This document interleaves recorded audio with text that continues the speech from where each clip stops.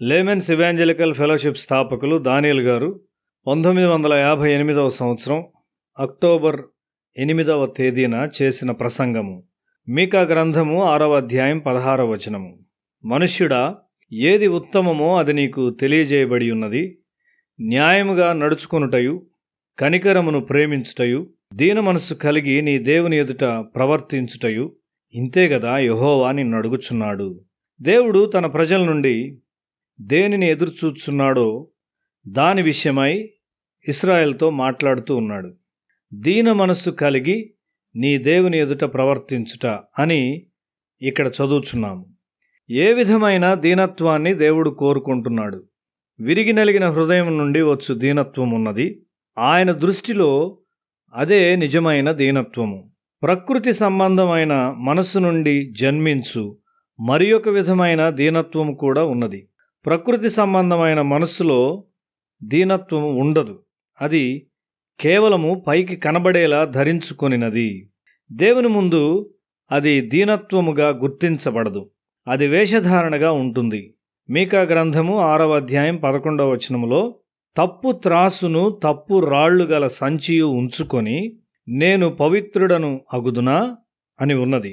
కొంతమంది ప్రజలు దీనులుగా ఉండుటకు ప్రయత్నించున్నారు గాని వారి వ్యాపారాల్లో తప్పు త్రాసును ఉపయోగిస్తూ ఉన్నారు.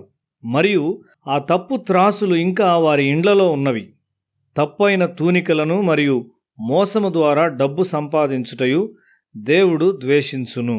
మన చేతుల్లో మోసము ద్వారా డబ్బు సమకూర్చుకొనుటతో చేయు మాటల భక్తి వలన ప్రయోజనం లేదు. మన ఒప్పుకోలులు కేవలము పాపములను వివరించుట కాదు గాని ఒక విరిగిన హృదయం నుండి ఒప్పుకొనుట. ఒప్పుకోలు సంపూర్ణమైనదై పరిశుద్ధుడు మరియు న్యాయవంతుడైన దేవునికి వ్యతిరేకముగా చేసిన పాపము కొరకు విచారము మరియు ఆ పాపాన్ని గూర్చిన భయంకరత్వాన్ని గ్రహించుకొనుచు పశ్చాత్తాపడుటై ఉన్నది.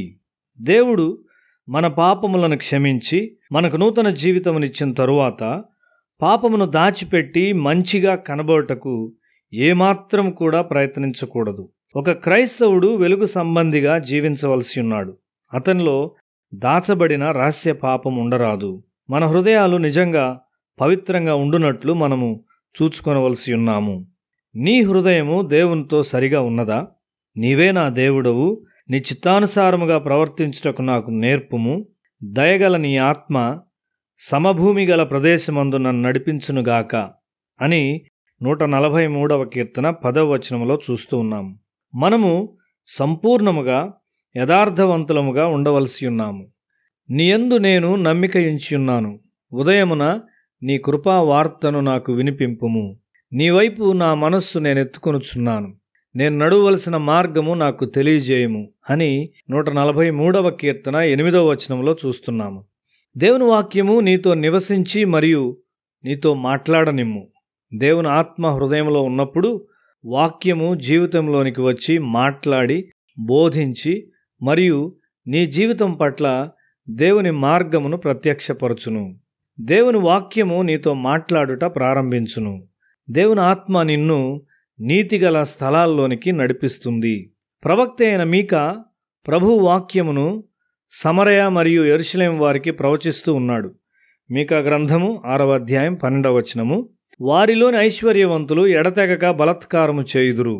నివసించువారు స్వేచ్ఛగా అబద్ధములాడుచున్నారు మరియు కపటముగా మాట్లాడుచు మోసం చేస్తూ ఉన్నారు.